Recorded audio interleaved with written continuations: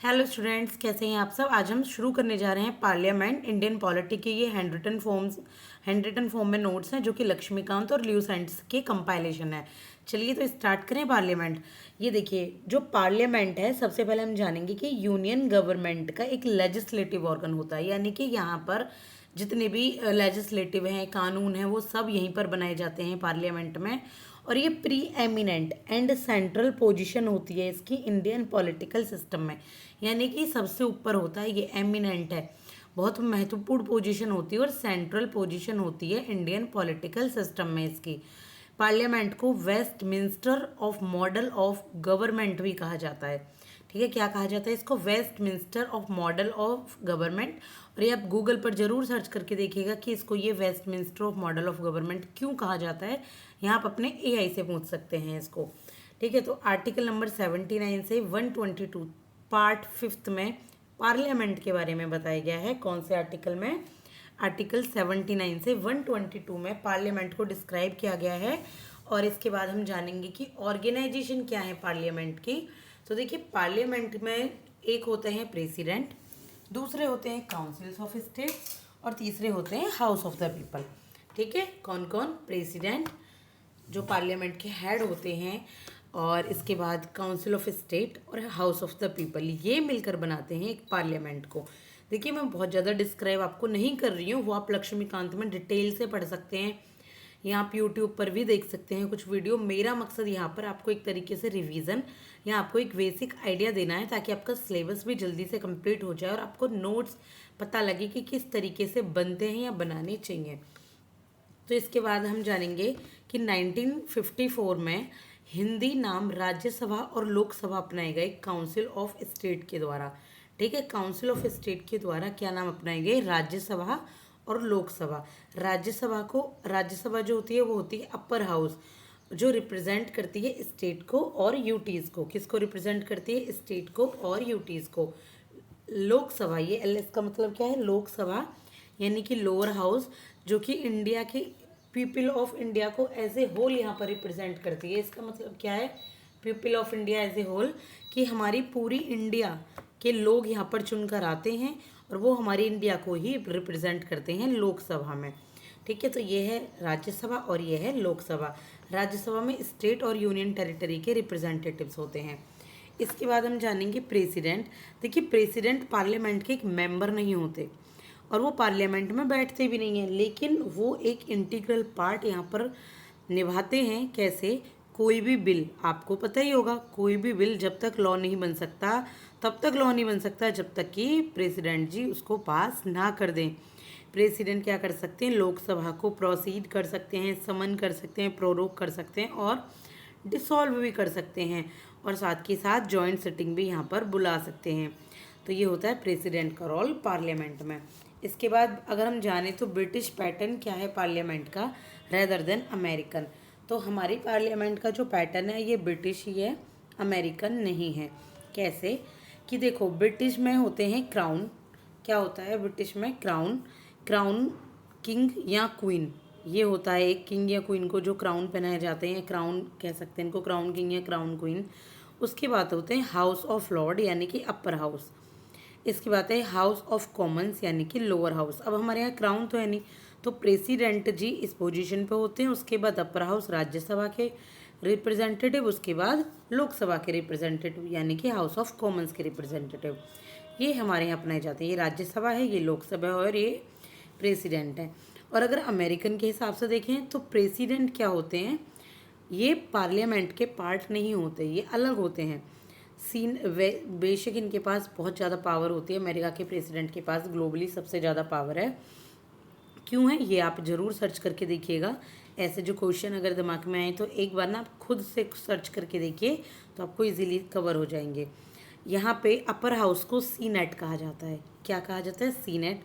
और lower house को यहाँ पे हाउस ऑफ रिप्रेजेंटेटिव कहा जाता है। क्या कहा जाता है? House of representative. तो याद रखना, राज्यसभा यानी कि जो इनका सीनेट है उसको अपर हाउस, लोकसभा यानी कि इनकी जो हाउस ऑफ रिप्रेजेंटेटिव है लोअर हाउस, उसको हाउस ऑफ रिप्रेजेंटेटिव कहा जाता है। अब ये देखेंगे पार्लियामेंट्री फॉर्म। तो पार्लियामेंट्री जो फॉर्म है वो इंटरडिपेंडेंस होती है between legislative and executive organs.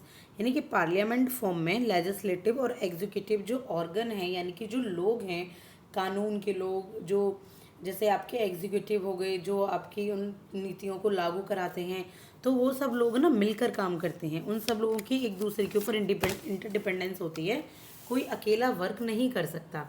इसके बाद हम देखेंगे composition of the two houses, कि ये जो दोनों हाउसेज हैं ये बनते कैसे हैं। कौन से दोनों हाउसेज? राज्यसभा और लोकसभा। तो देखिए सबसे पहले हम समझेंगे राज्यसभा का कंपोजिशन। तो राज्यसभा की स्ट्रेंथ होती है 250।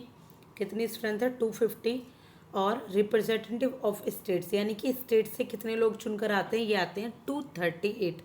12 होते हैं प्रेसिडेंट के द्वारा नॉमिनेटेड, अलग अलग फील्ड से। जिसको किसी फील्ड में ज़्यादा यहाँ पर एक्सपीरियंस होता है, कोई अच्छा है अपनी फील्ड में, कोई एक्सीलेंट, कोई भी, जैसे अभी सुधा मूर्ति जी चुनी गई हैं लिटरेचर की फील्ड से कह सकते हैं उनको, समाज सेविका की फील्ड से कह सकते हैं।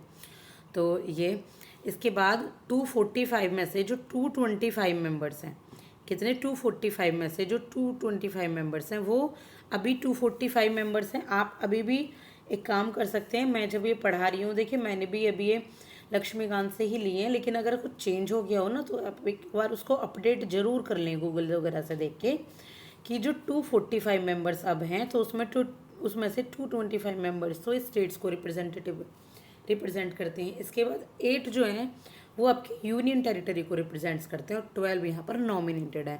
तो इनको मिलाकर कितने हो गए? 245 मेंबर्स टोटली इस टाइम राज्यसभा में हैं। और इसमें 4th schedule allocation of seats in Rajya Sabha के साथ डील करता है कि सीट्स का एलोकेशन किस तरीके से होगा। कौन सा schedule? 4th schedule. 6 year term होती है राज्यसभा के लोगों की, और ये कभी डिसॉल्व नहीं होती। बस क्या होता है कि 1/3 जो मेंबर हैं इसके हर 2 साल में रिटायर होते रहते हैं, और फिर वही 6 ईयर टर्म पूरी होती रहती है उन सबकी। इस तरीके से राज्यसभा कभी भी डिसॉल्व नहीं होती, चाहे कोई भी सरकार बने या ना बने, चाहे कोई भी सरकार हो। ठीक है।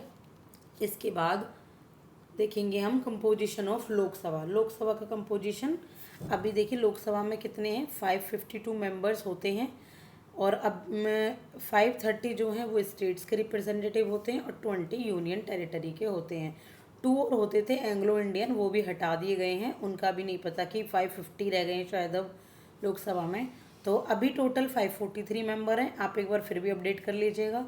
1952 से 2020 में एंग्लो इंडियन कम्युनिटी को एबॉलिश्ड कर दिया गया। तो 1952 से 2020 रही Anglo Indian community. Anglo Indian community क्या होती है कि होते तो वो इंडिया के ही हैं, लेकिन जैसे वो विदेश के हैं, मतलब फॉरेन के लोग हैं, और इंडिया में उन्होंने जन्म लिया, उनके जो एंसेस्टर हैं वो विदेश के हैं, वो यहाँ पर बस गए, तो वो कहे जाते हैं एंग्लो इंडियन कम्युनिटी।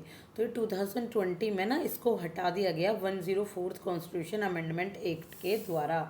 एक बार ना आप इसको भी मैं ये कहूँगी कि आप ना एक बार इसको भी अपडेट कीजिएगा, क्योंकि ये ल्यूसेंट में अगर देखूँ तो कोई और अमेंडमेंट एक्ट दे रखा है, आई थिंक 94th या 98th है, और इसमें 104th अमेंडमेंट एक्ट है। तो एक बार आप खुद अपने भरोसे करके जाइए इसको।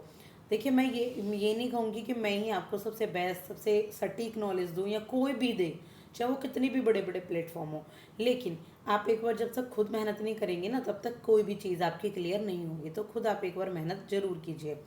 इसके बाद देखिए 131 सीट्स रिजर्व होती हैं यहाँ पर SC और ST के लिए।